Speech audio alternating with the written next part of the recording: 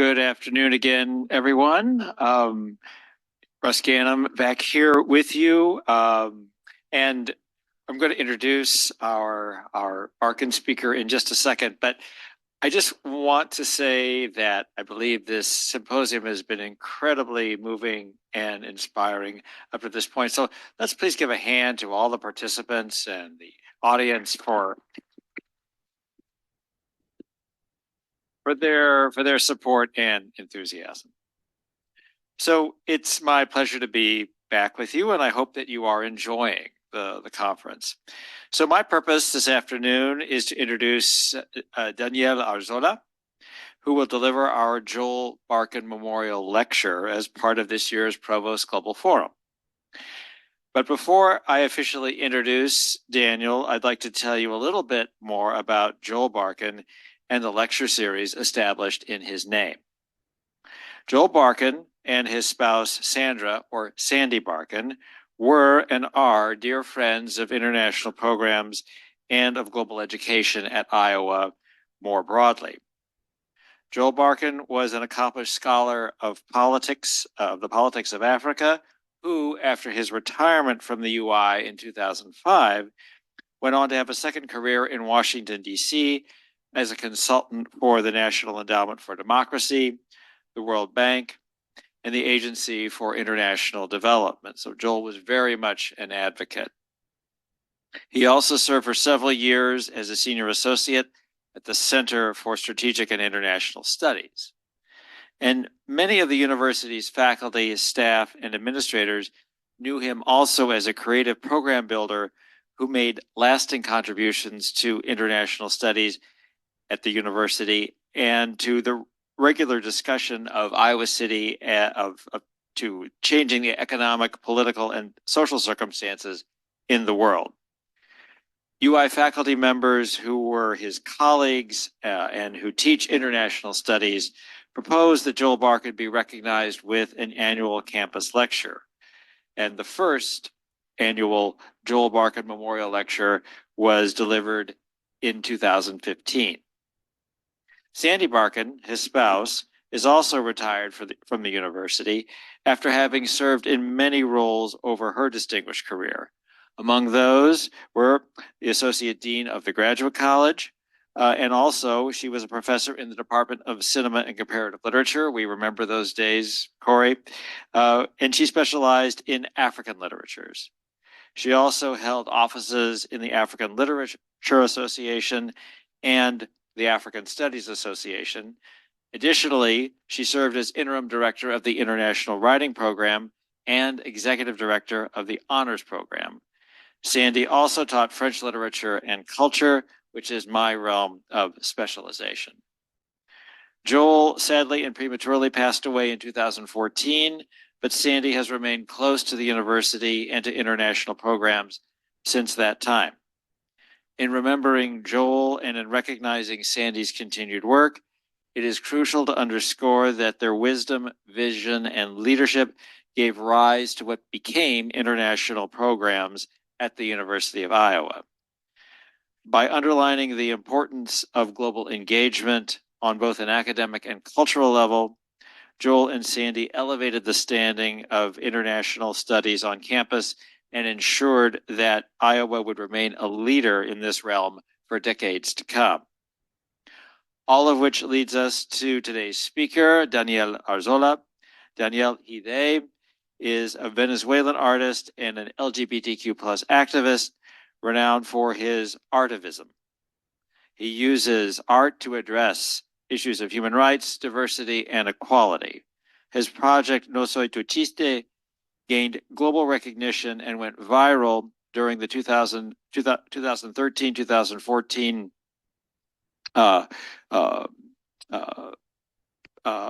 programming for challenging stereotypes against the LGBTQ plus community. Madonna noticed and featured Arzola's work in her Art for Freedom project in 2013. Arzola's art is exhibited worldwide, and he has a permanent display at the Carlos Jauregui station in the Buenos Aires subway, the first LGBTQ plus subway station in Latin America. Beyond art, Arzola actively promotes his theory of Artivism through conferences and workshops in universities in Venezuela, Mexico, the United States, and Canada. His colorful and bold style made him a prominent figure in the LGBTQ plus film festivals globally since 2015. He has designed posters for festivals in the Netherlands, Chile, Uruguay, Albania, Kosovo, and the Faroe Islands. In 2017, Arzola was awarded a Trailblazer Honors Award from Logo TV and VH1. Currently residing in Minneapolis, he serves as senior graphic designer for the University of Minnesota. Today, Danielle will speak on Artivism as it relates to art, communication, and identity. I should say that before today's lecture, I was communicating with Sandy Barkan, who stated that Joel would have very much liked today's theme and lecture. And I'm delighted to learn that Sandy and Danielle have been corresponding. They have become friends over email. And so the legacy continues. So I know we're sending a recording of this lecture to Sandy, and I know that she will very much enjoy your presentation, Danielle, and thank you for connecting with her. And so one of the reasons why Sandy stated that Joel would have very much liked today's lecture is because Joel's father was a well-known professor of art education whose book, Through Art to Creativity, won several awards for what we now take for granted. That is, the arts work to bring together arts and education. And with that, I am honored to hand the microphone to Danielle Arzola.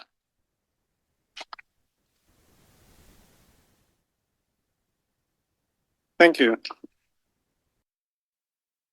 Welcome back to the 2017 Trailblazer Honors. And now, from Unbreakable Kimmy Schmidt, Titus Burgess.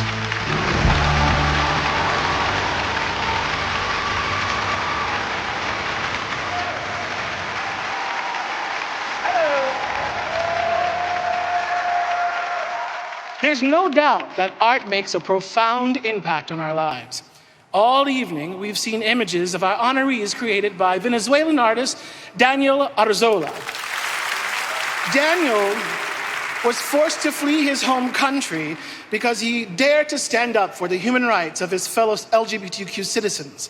He calls himself an artivist, and I love that, because he uses his art to fight against injustice and motivate others to do the same. Please join me in thanking Daniel and all of those who create change by creating art. You artivists, give yourselves a round of applause.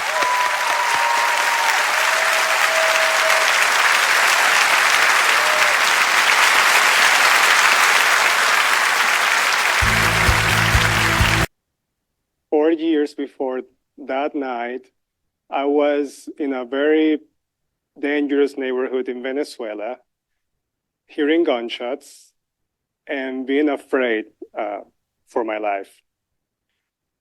That night meant everything to me because it was one of those nights when everything that you experienced before in your life, like all the difficulties, just made sense.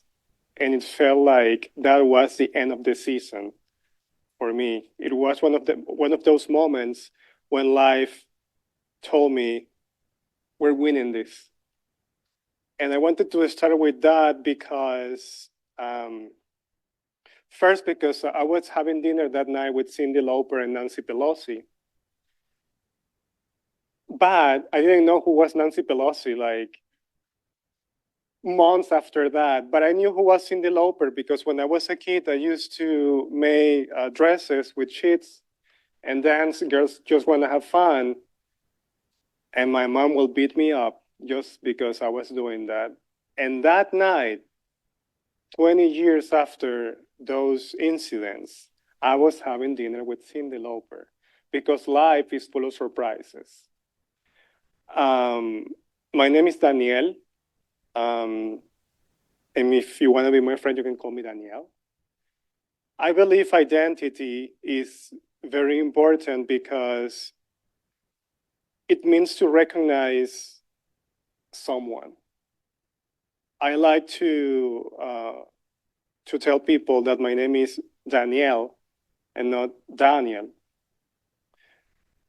because I think it's very important to feel comfortable hearing the sound of your name. It's something very basic, but it's important. And if I can pronunciate Massachusetts and Washington, you can say Daniel, right? I'm gonna share with you some of my work today, some of my story too, and I'm gonna talk about Artivism.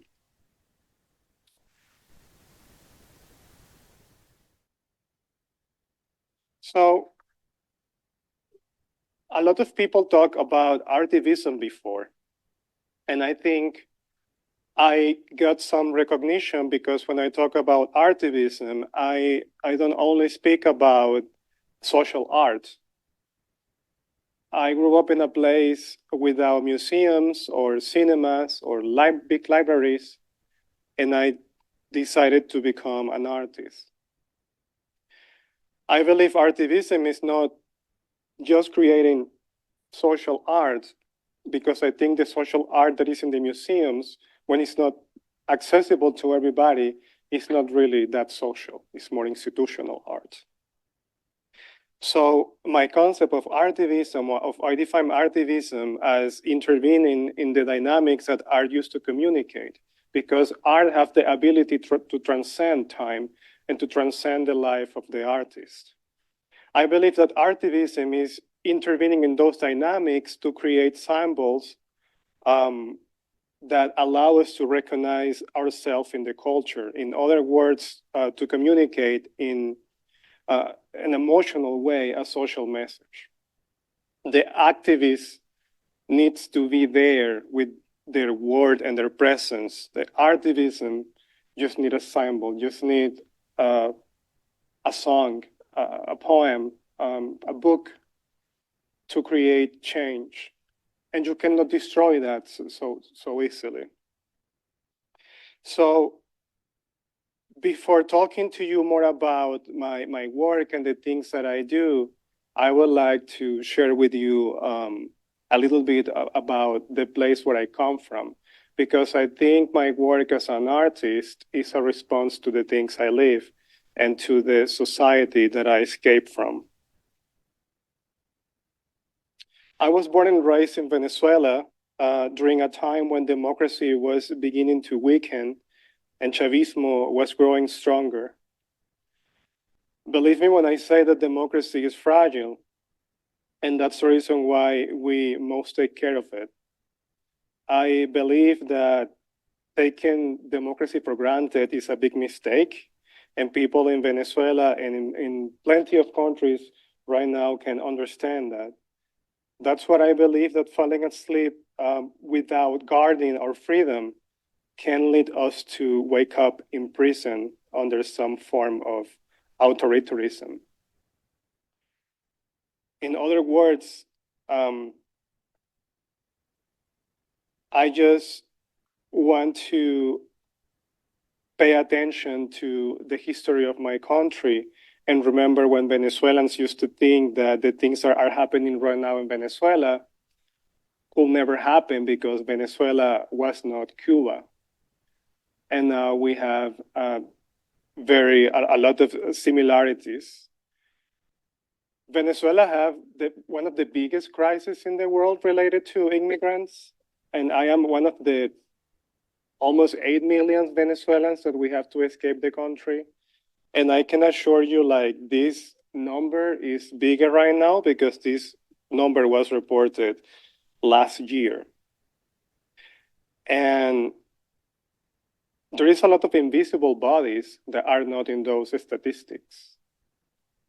A lot of people that just disappear trying to escape Venezuela, because people are escaping Venezuela walking,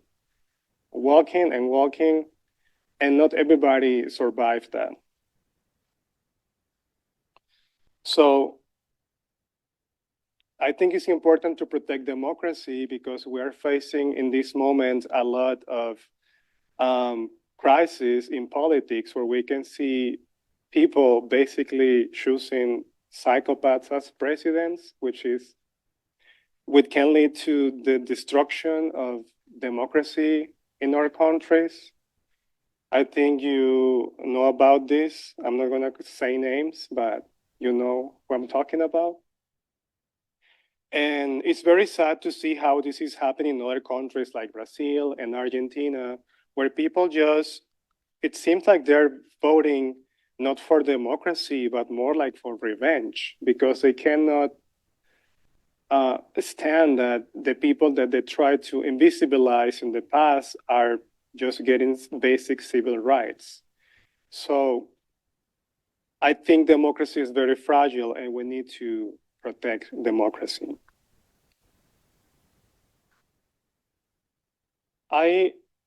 Now I want to come back to talk about how it was for me to grow up in Venezuela.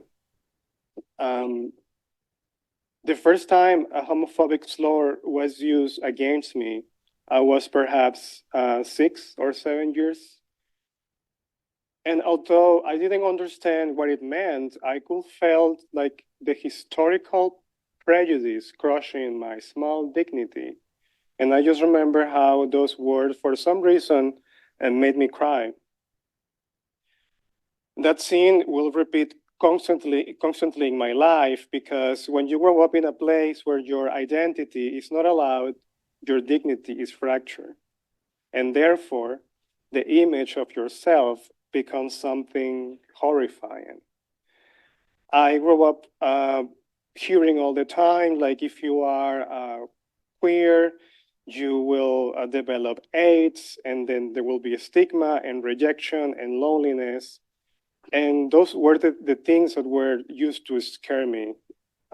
Besides that, a lot of systematic physical violence that was used to try to erase the person that I am and the person that I was.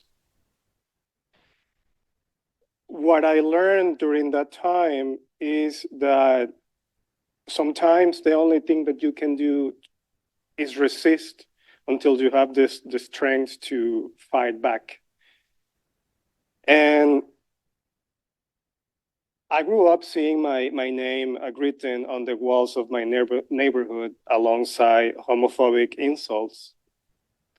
And I remember believing that ignoring that was enough.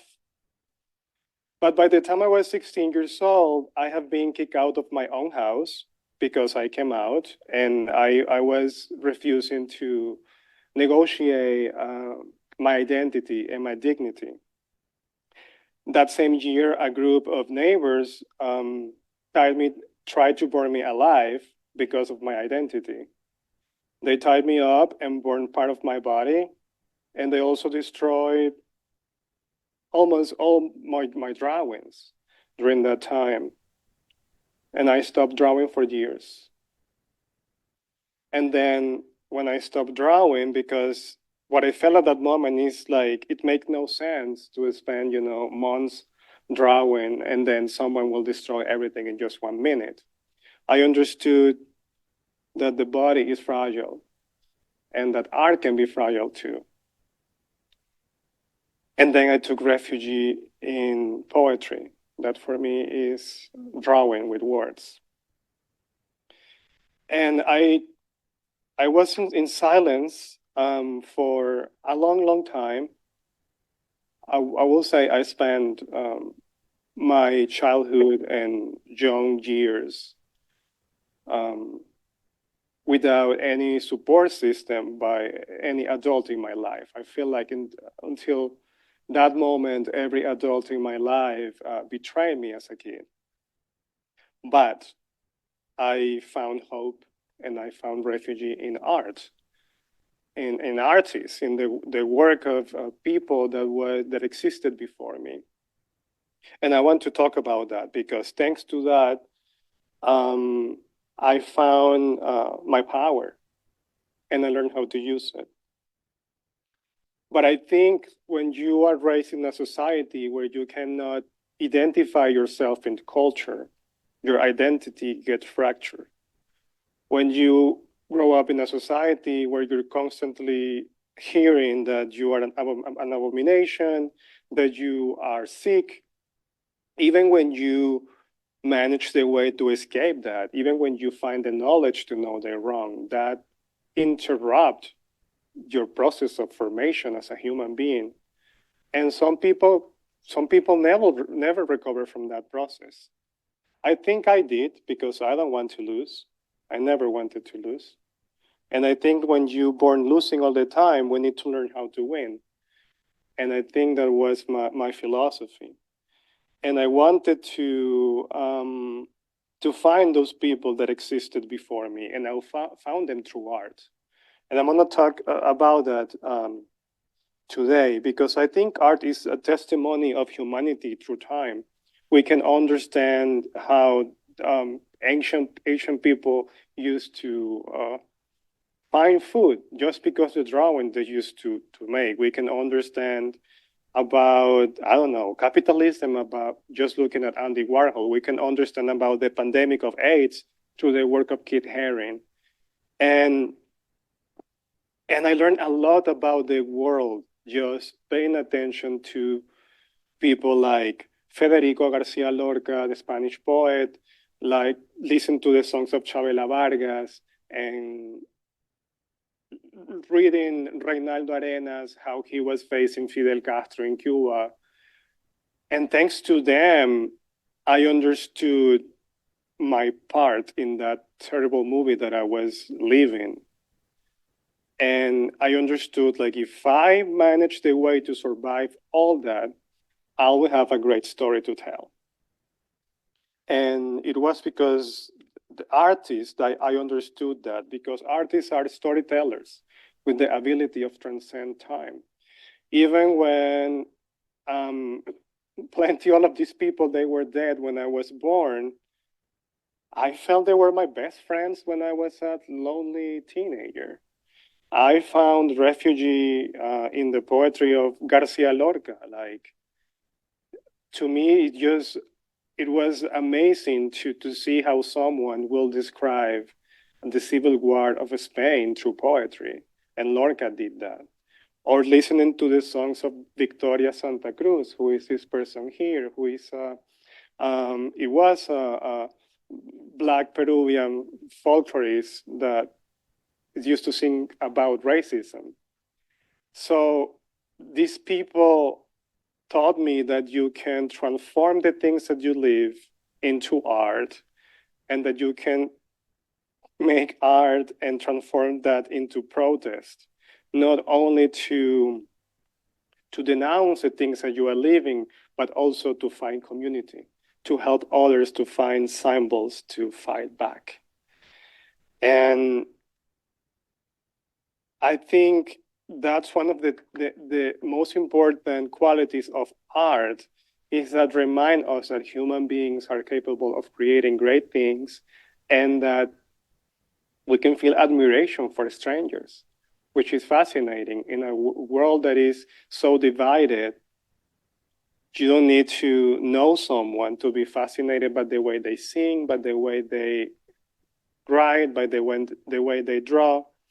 And I think that cycle of inspiration is something that still amazes me, because when you're an artist, you inspire a lot of people, but also you are inspired by people. So I think as an artist, we can follow that cycle of inspiration. And it's something that is part of the human knowledge. I think art is knowledge, and knowledge must be shared. During those times in Venezuela, when people was telling me, oh, you're gonna die of AIDS, or you're gonna be alone, or no one is going to respect you, I was obsessed with proving them wrong, because something inside me was telling me that they were wrong. The poetry of Lorca, the songs of Chavela Vargas, the books of Reinaldo Arenas, the work of Keith Haring, the painting of Frida Kahlo were telling me they were wrong. And their creation were there to prove that. So I became obsessed, and I managed a way to start rebuilding my own identity through documentaries, through books. I remember the first time I watched this documentary. Probably a lot of people here know this documentary, but this documentary changed my life because, as Lorca wrote in The House of Bernarda Alba, the story repeats itself. And when I saw the way people in this country were portraying queer people on television and the movies, I understand the reason why in Venezuela, even in this year, the only way you can see queer people on television is through mockery and through jokes. Like straight people wearing dresses, making believe people that being trans and being gay is the same thing, just making jokes and just mocking the identity of queer people. That's the only way you can find queer people in the television in Venezuela. And that translates into a society that look at you and just laugh. They just don't take you seriously. And I think the lack of respect is a seed of violence. And just as that documentary taught me that, I learned through the story of Reinaldo Arenas and his book Before Night Falls, in Spanish is Antes que Anochezca, how he survived the dictatorship of Fidel Castro in Cuba, and how he managed to, through his testimony, let the world know that in Cuba, during the government of Fidel Castro, existed places where homosexuals were tortured and forced to work with the intention of cure their homosexuality, because they believed that being homosexual was a capitalistic construct. Thanks to books like Reinaldo Arenas, I can know that. So there is where I find the importance of telling our stories through our creation.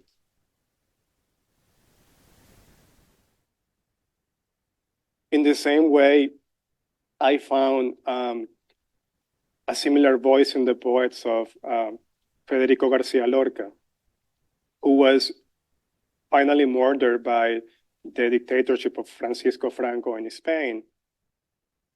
But I also recommend, if you wanna know or have a vision of how it was to be a homosexual in the 30s, just read Lorca.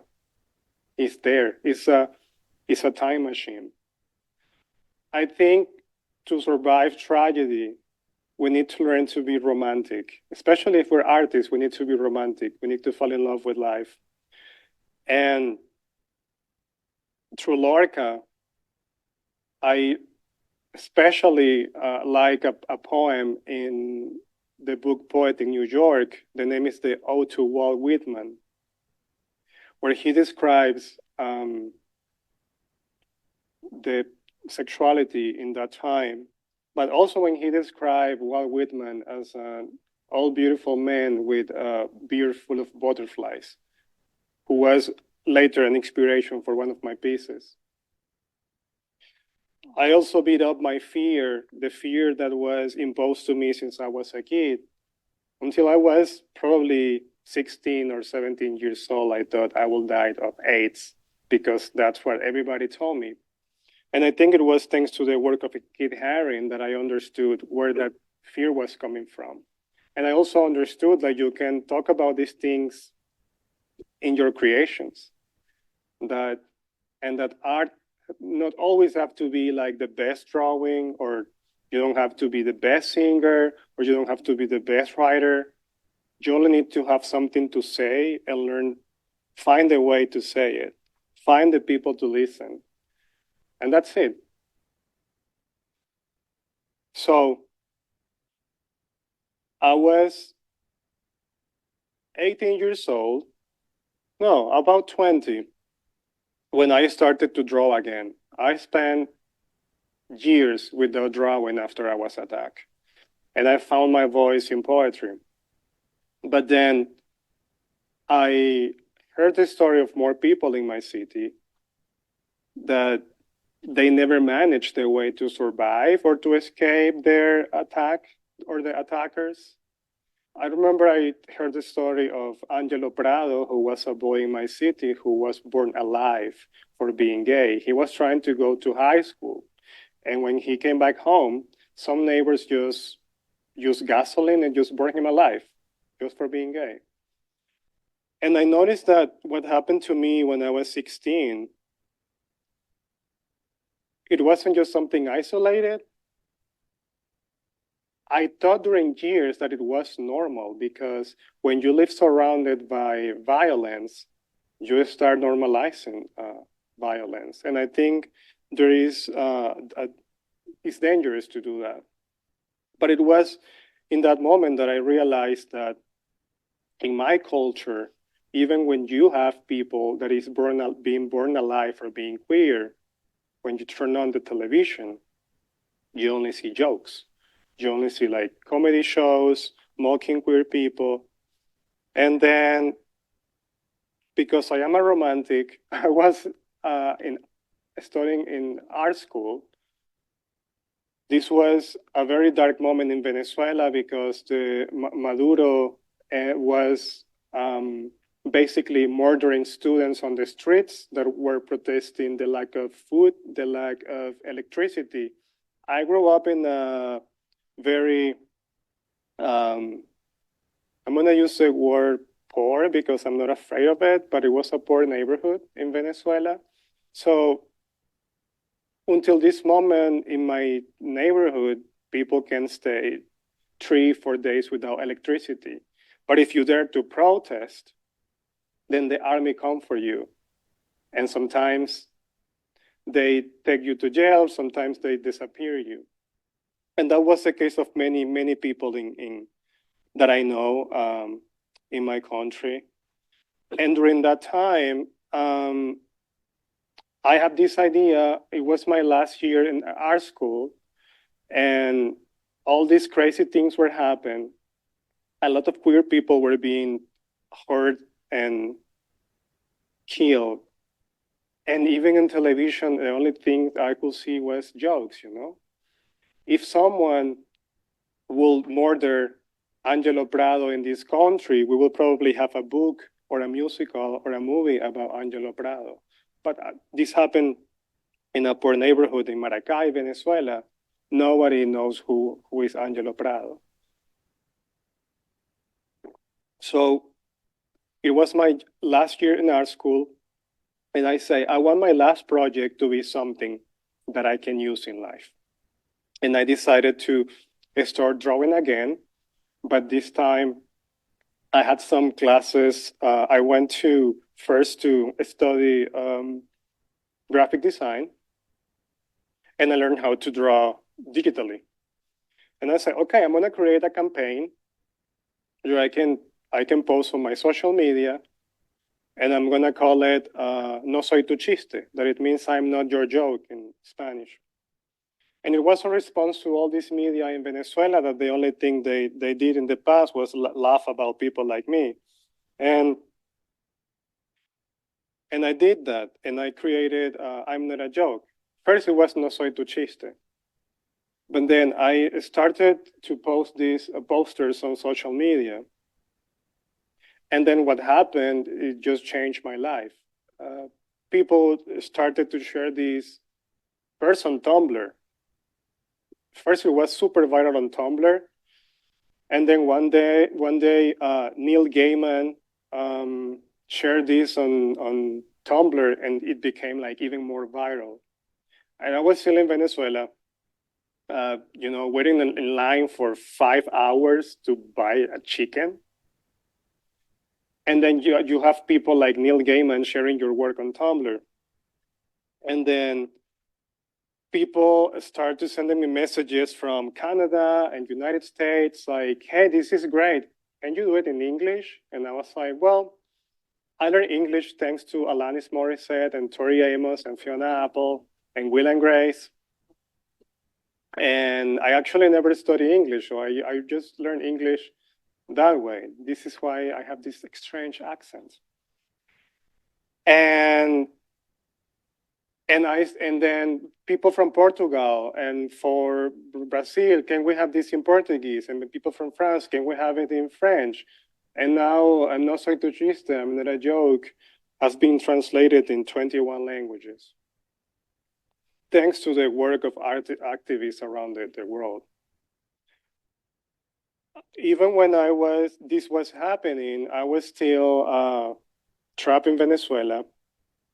Maduro was killing more people on the streets. Until this moment, minimum salary in Venezuela is around $4. At that time, it was like 50 cents of dollar. So the promise to live in a place where I could have civil rights, it was almost impossible. I planned my escape so many times, and that never happened.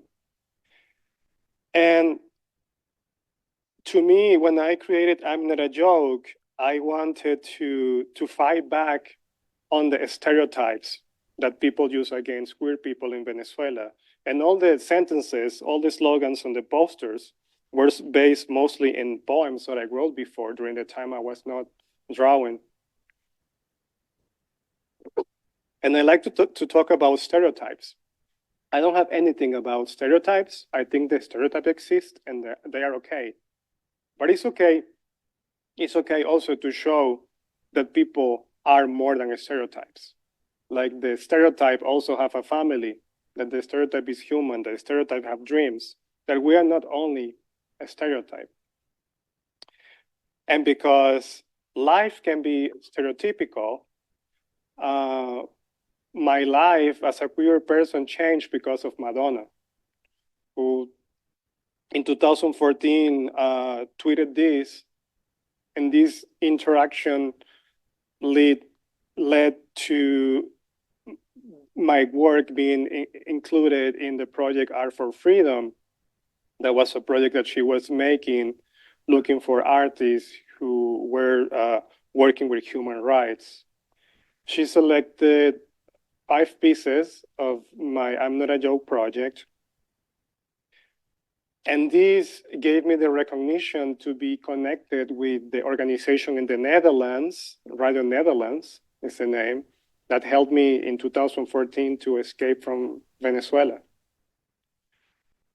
I had to escape because thanks to this tweet, I got the recognition in my country that I never had before. I was someone that nobody knew in my country. And then I have all the media wanting to do interviews to me to talk about why Madonna selected my project. And during that time, I used the same media that used to mock people like me to denounce the homophobia of state in Venezuela and to denounce the Venezuelan society itself. So thanks to that, I had like 2 weeks to make the decision to leave the country because the life threats, the random calls, and the pressure that me and my family were receiving. I managed to escape. I had the chance to become a refugee in the Netherlands, but thanks to this project with Madonna, so many doors open to me, and I received an invitation to study in Argentina, and I took that opportunity, and instead of becoming a refugee in the Netherlands, I went to Argentina. And then 4 years after that, I managed to help my family to escape from Venezuela. That night, when the people from VH1 gave me that award, they also gave me a lot of money that night. So I managed to help my whole family to escape from Venezuela. And see, it's stereotypical. Madonna saved my life as a queer person. But things in Venezuela continue the same. And I would like to say that I'm healed from that, but I am not. Even when I have the privilege to have my work exhibited around the world, even when I receive prestigious invitation like this one, I mean, this is a place full of intellectuals. I never had the chance to went to the university as a student. So, but life, you need to be romantic about life because life took me to the university in so many places, in so many ways. So I attend to college in a different way. But every time I go through an airport and I travel with a Venezuelan passport, I got in detention every single time because there is a big crisis with passports in Venezuela. So for a Venezuelan, it's so difficult right now to get a passport. It's very difficult. You can be waiting for decades to get a passport. And that's my case. And what I have is an extension or something like that. And I'm always depend on the humanity of the officer to understand the situation with Venezuela. But most of the cases I still fight with that stigma of being Venezuelan because right now, and listen to these words, I think there will come a big wave of xenophobia against Venezuelans in this country soon. Because I know there are some politicians using us to wake up some nasty feelings in people that hate immigrants. And I can see that coming. It's happening right now in Latin America, sadly, the xenophobia against Venezuelans. We are the biggest population displaced in the continent. And I think it's going to happen here. And we need to be prepared because the first thing they're going to try is to demonize Venezuelan immigrants.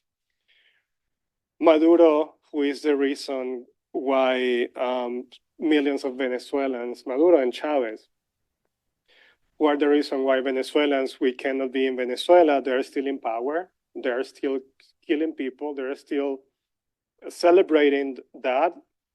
This is an artwork that I made of Nicolás Maduro. He was dancing on national television the same night his army was shooting students to the head. He just have national television just for himself to dance and celebrate that. So that's how they operate. Right now in Venezuela, exist centers where people are tortured. I want to recommend to you to watch this documentary. You can find it for free in YouTube. It's the documentary about El Helicoide.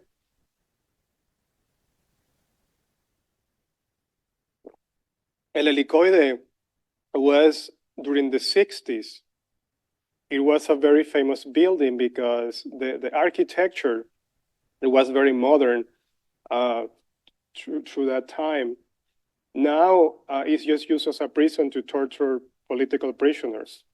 One of my friends and colleagues, activists in Venezuela, Rosme Mantilla, he was the first congressman openly gay elected in Venezuela.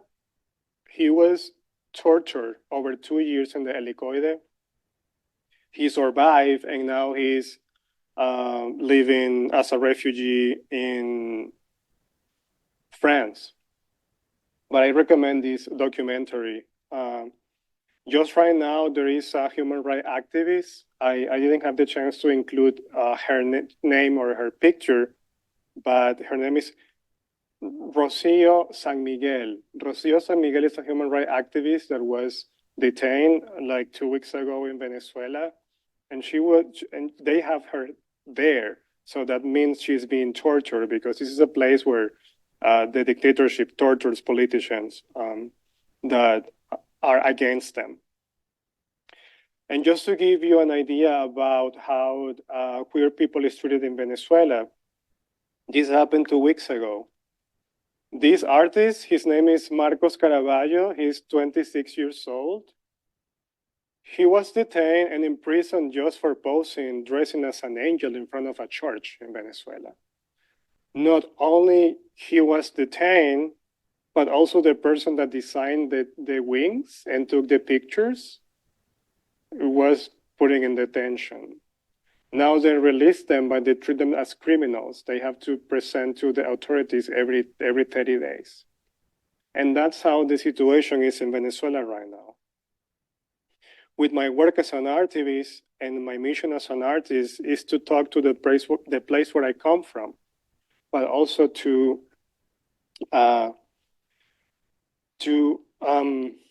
let evidence of the things that we are living as society. My work gave me the chance to transform spaces because that's the power that art has. Art can transform a wall. Art can change the significance of things because it has that power.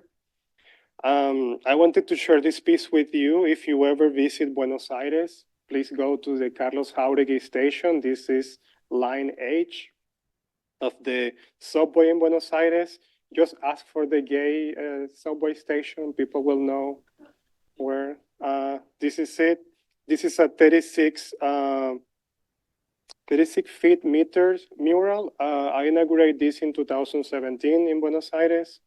I just visited 2 weeks ago for the first time with my family. It was beautiful. It's still there.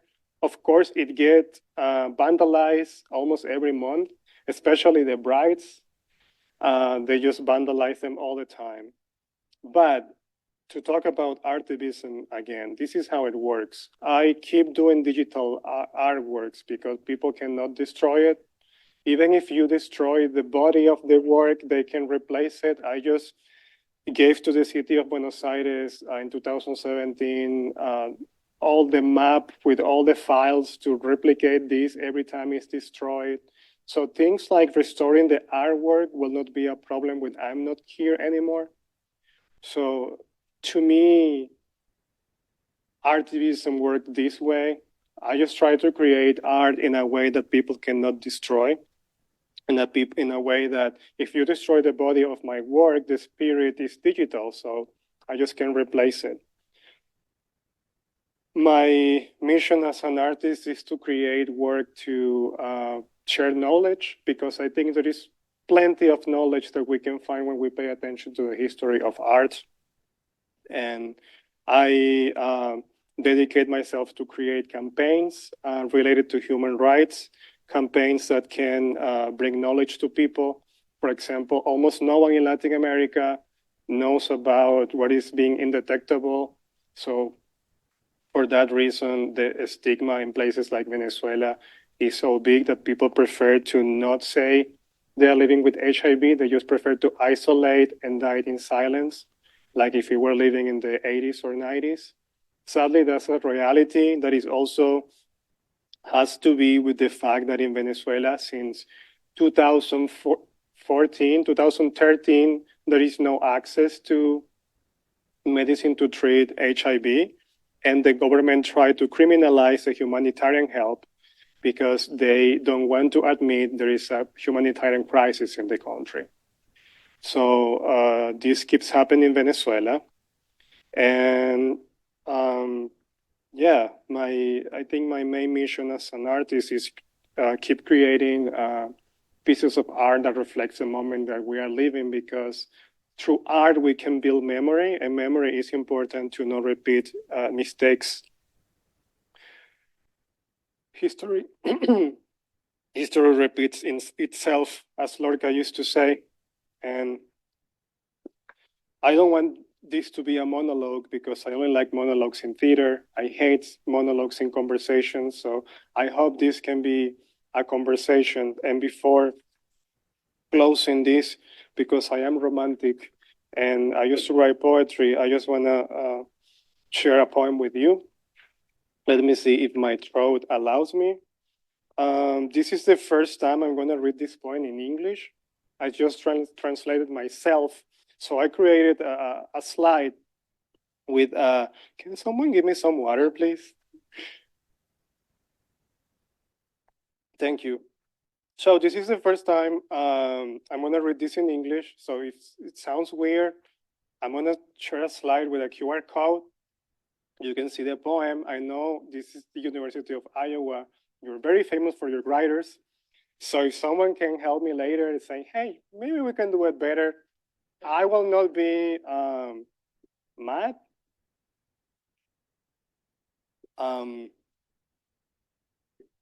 But I wrote this poem 11 years ago. And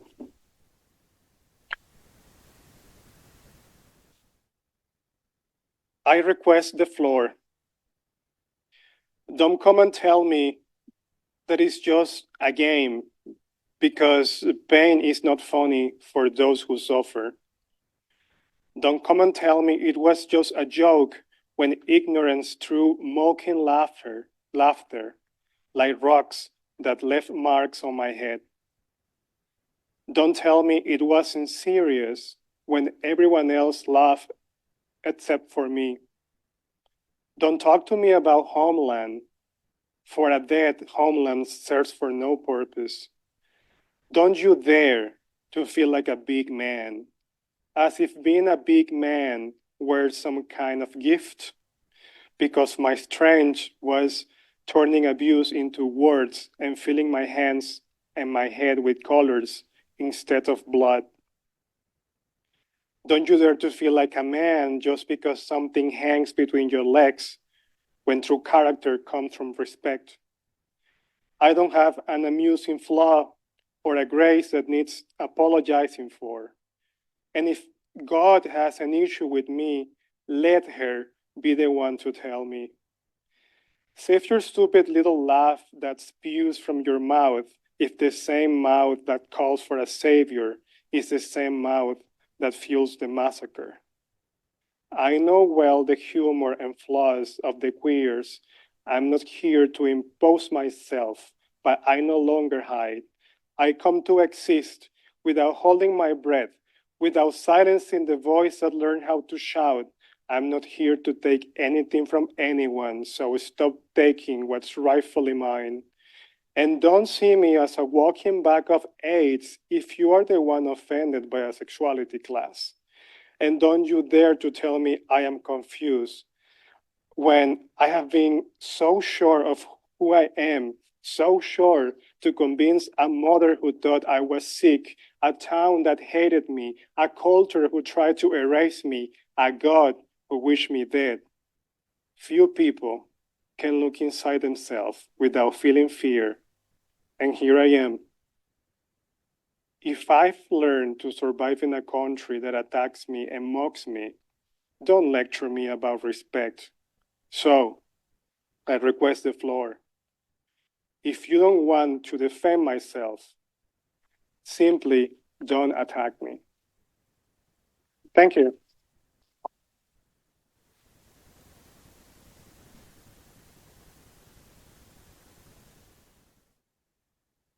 So, Daniel, because our focus is global, I'm wondering if you could talk about the community of artivists that you belong to around the world. How are you connected globally?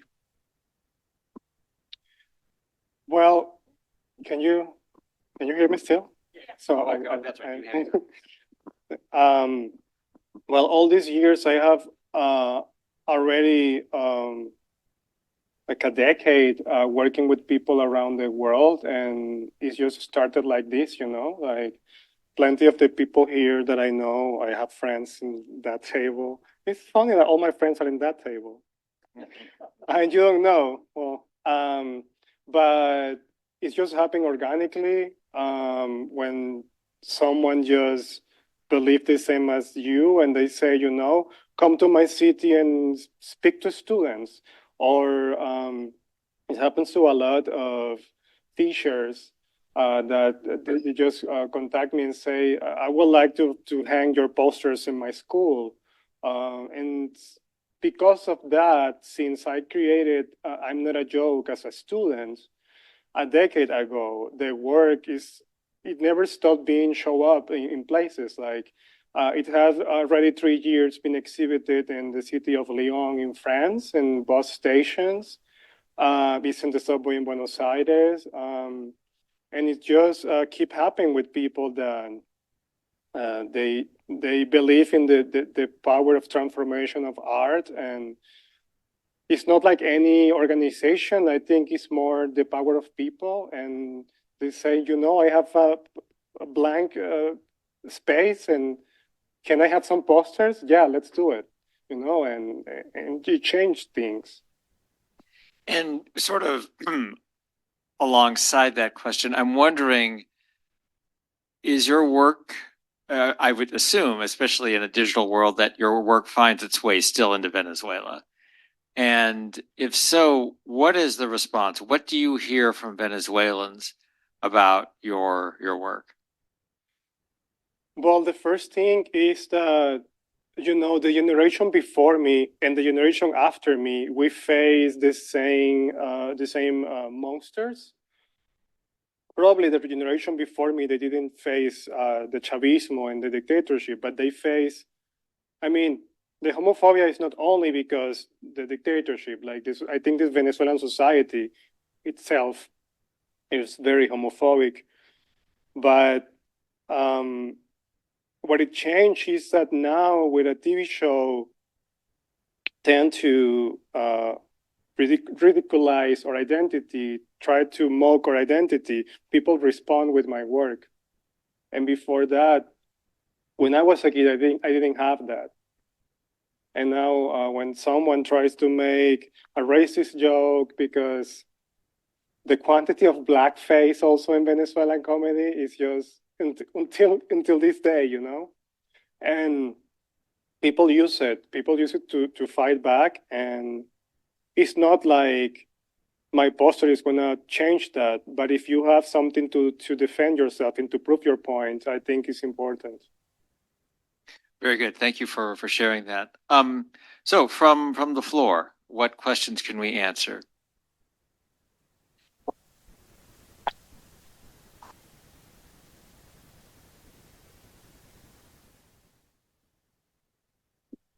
Thank you, Danielle, for that truly great lecture. Thank you so much. I guess my question for you centers on how you're able to do your artivism, do your work, be creative in the face of adversity. Like how do you do it all and protect yourself? Yeah, is my question. I think during a long time, especially when I was there in Venezuela, there was a moment when I was super convinced that I will not survive that reality. I was 23 years old and I had at least 4 or 5 times guns just going through my head, or people just attacking me or things like that. That for a moment I thought that my creation will be my testimony, like the proof that I was alive and that I existed. So I remember during those times of desperation, I was also desperate creating things, because I would think that will be somehow the corpse of my existence. Especially because I grew up in a place where, it's very common to hear, oh, that person was murdered, that one was killed. Like, I think everybody in Venezuela have someone that was murdered. Maybe I'm exaggerating, but in my reality, the people I know, it's like that. Like, everybody have a familiar or a friend that was murdered. And I think I was creating a lot. I was 21 and I already wrote, like, I don't know, 400 poems. And I was doing that every day. I think I created I'm Not a Joke, like in a month, something like that, the 50 posters. I was just doing it every day. And now that I have access to a normal life, I don't create that much anymore. I think I can take the time to reflect, but also the process is different. I was creating to escape, you know. You can escape from reality with a book, with a song, with a poem, with an illustration, and that was exactly what I was doing. So yeah, I still create, but now it's different. I think it's probably less romantic because now people pay me for that. Thank you. Other questions? I have stickers for the people that have questions. You got a sticker. You got a sticker. Right. Okay. See questions? Who? Yes. I mean, I had the question earlier, but now I'm incentivized. Good. Good. Yeah. I believe you. Well, thank you so much for such an incredible presentation. I know myself and lots of other people in this room are teachers or teachers of teachers. It's like an extra teacher layer there. And I was wondering what, if anything, you would say for teachers that you think that they can do to continue to support the kind of like pathways that you found for yourself through art? Like, how can teachers lend a helping hand to kids and youth and folks and adults doing that kind of work? Well, first, I think, especially in the reality that we are living, the world is in war again. And it's very difficult to feel hopeful about things. But I think hope is fundamental to survive. And I think art is something that makes me feel hopeful because, you know, politicians or, I don't know, even intellectuals sometimes, they were born in somehow with a background that was, I don't know, full of privilege, or even sometimes the biggest voices are people that have like a support system. But an artist is someone that just born one day and say, I can do this, and it's someone that just everybody can be an artist. And artists remind us that we are valued because we can create something that will not exist until the moment we create that. And also, we live in a reality where you can find home in the creation of someone else. So just reminding students or people, like, you have the power in you. Like, maybe you're gonna be, the next Kid Haring, or if you wanna be more pop, I don't know, you can be the next Taylor Swift if you want. But it's that, is an artist is someone that just have the power to move someone else with the things they can do. And a lot of people out there can do that. You don't have to be rich or the most smartest person. You only need to have that ability. And everybody used to draw when we were kids. And then we just stop at some point because someone say, oh, that is not how it's supposed to be. And then prejudice win. But everybody can do that. And I think reminding kids that we have so many capacities, like we are a bunch of things. We are a universe of capacities. And those capacities can change someone else. That makes me feel important because art gives value to the artist. Yeah. You want a sticker? Signed by the artist. Other questions? Thank you.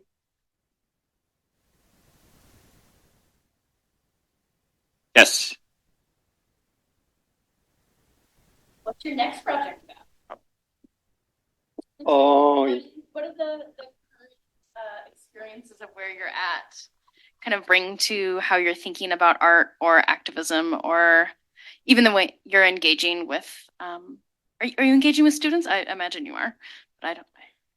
Yeah, somehow with the lectures. Yeah. Of course, I work for a university. I have been working for the University of Minnesota, and I design public health campaigns for the university, especially in a moment when we need to remind people that vaccines save lives. So on one side, I'm working with the students that way, but also artistically, I would like to finish my book. I will trying to write a novel inspired just in my life in Venezuela and how was my childhood, and just because my experience is not unique. The experience I live is the experience of queer kids are living in Venezuela right now, like this kid that was just sent to prison because he dresses as angel and he posed in front of church, which is dark ages. Yeah. So I would like to write a book just to leave evidence of how was my life, because also thanks to so many books, I found the courage to know that if I manage the way to escape that, I will have a great story to tell. And yeah, I would love to do that. Thanks. Thank you for that question. Are there other And questions you, or? Oh yeah. a promise is a promise. Are there other questions or comments? No question, no sticker. No, I think yeah, right. Hello, Daniel. Thank you for sharing your story and for being in community with us. I really think your art is very beautiful and inspiring. And a couple questions I have for you, if that's okay. I was wanting to ask, what are things that bring you joy? And along with that, I was wanting to ask, what does community mean for you? And I guess I'm thinking of an additional question as well. What are things that folks here can do to help Venezuela's people being able to escape violence, and not just people in Venezuela, but people around the world, to give any advice for that? I welcome that. Thank you. Let's see, the things that I enjoy, what community means to me, and how to help others, right? 3 questions. Things that I enjoy: sushi, video games, sushi,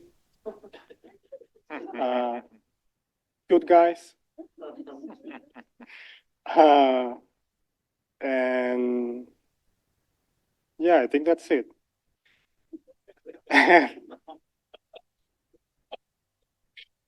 And community.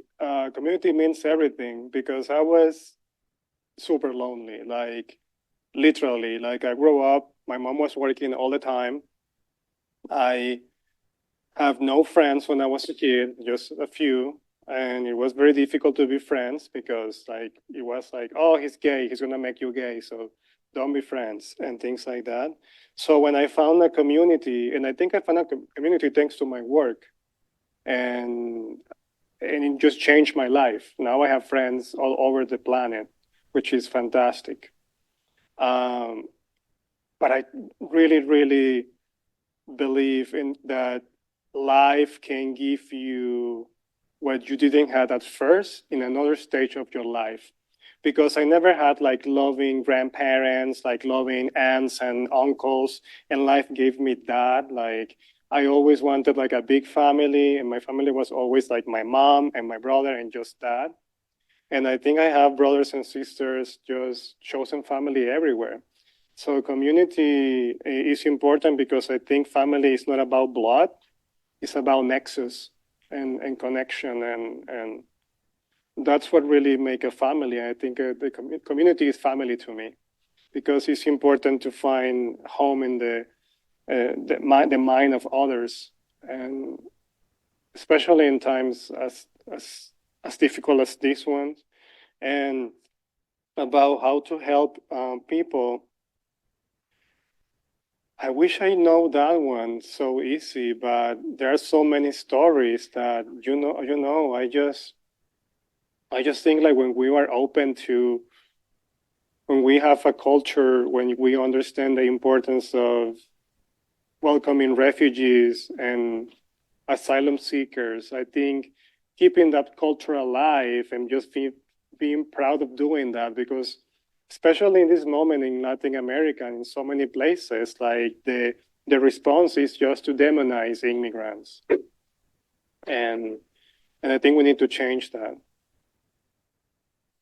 We have about 3 minutes left. So I'm wondering if there are any final comments or questions. Then, Well, I'm happy for you to ask your question. You can talk for that. Oh, okay. 3 minutes. All right. Okay. Oh, okay. Okay, I can. Sure. And I don't know if I need the mic, but I'd love to hear a little bit more about at the very beginning, as you were talking about artivism, the institutional versus the social, and art that has to live across these two spaces. And I think, thank you, again, thank you so much for being here, and thank you for sharing your art with us in your presentation.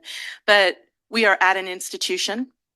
You are working at an institution, and I think often even in these spaces, like we get to have this conference today, but there's so many spaces also where we're not being able to have conversations like this in our teaching, in our, because of legislation, policies, you name the president. So I'm just thinking about what it means to work inside an institution and to also continue with the possibilities and artivism or activism. So how are you navigating and thinking about that? Well, it's wonderful because I think the only way we can change institutions is being part of it, of the institution. One argument. Yeah, and then nothing against the institution. Like when I was a kid, I remember dreaming about going to museums, but there was no museums in my city, no cinemas, no libraries. So I just dream about that. But I just think we need to remember that access to art should be like a basic right, not like an elitist, or because especially the market of art have like this elitist sense about art, and I think it's just damaged the whole art scene. And but I think it's important, especially, I mean, I feel grateful that the institution and the academy found my work interesting, because it's not like, oh, I don't want to go to college. When I was in Venezuela, it was, or you work to pay your rent and survive, or you work to go to college. And I never had the support of my parents.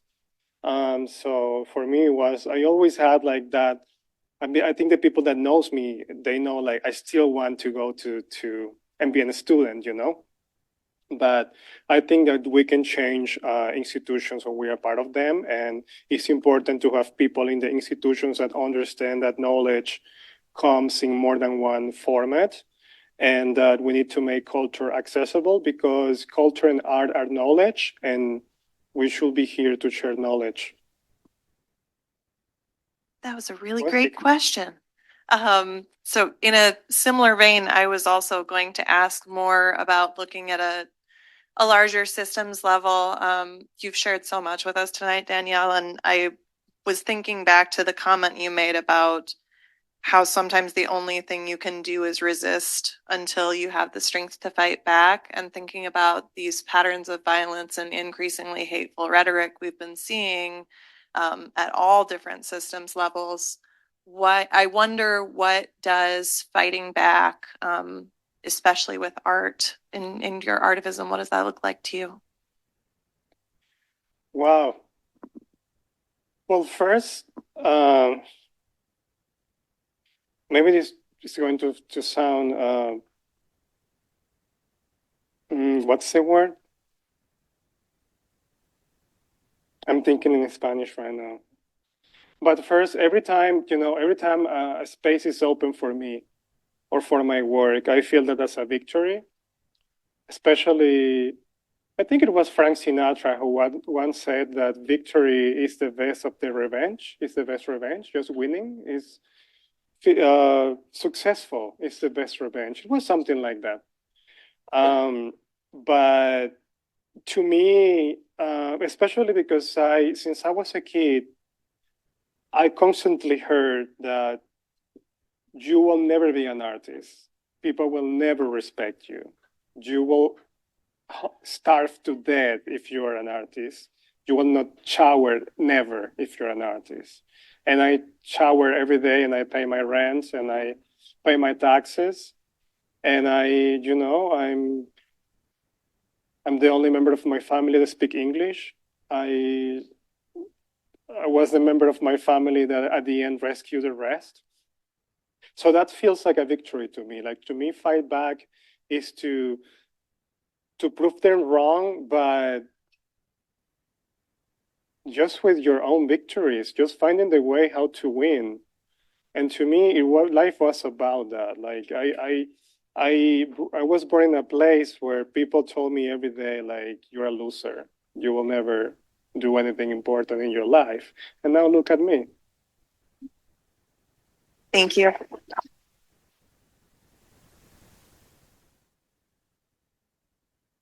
And I just want to ask one final question, kind of silly, kind of Philistine question. Yeah. But I have to know, have you met Madonna? No. No. No. Okay. It was just like a video call, something like that, but Still. no. Yeah. Yeah, I would say, especially in this day and age, yes, that counts. All right, let's give Danielle one more round of applause. Thank you. That's it. So, Will, Allison, Josh, any announcements regarding tonight? I'll let Allison talk about tonight, but I wanted to just take one more opportunity before people take off to ask all of the presenters who are still here to please stand so we can acknowledge you and thank you for your amazing stories today.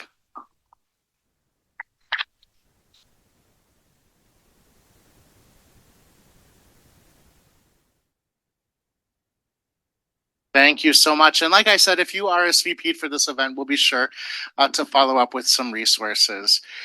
You know, maybe when you registered, you saw that there is sort of a related event happening tomorrow in the College of Ed, PrideCon sponsored by United Action for Youth. We just want to make it clear that that event is intended for minors. And we really want to honor the space for minors tomorrow. So thank you for your support of both events, but tomorrow really truly is for minors. So Allison's going to fill you in on the plans for tonight. Hi all. So it's been a long day. If you've been here all day, which some of you have, which is spectacular, thank you so much.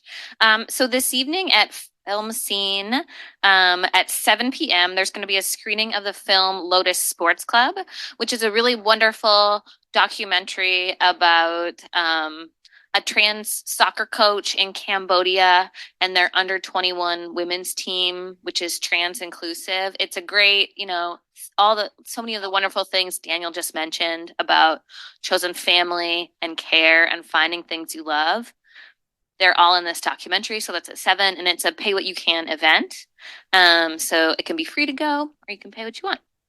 And that is just around the corner. And we would ask that those of you who spoke today, if we could get a quick photo with everyone here before everyone takes off, we would love that. And to everyone else, we hope to see you at the film screening in a couple of hours.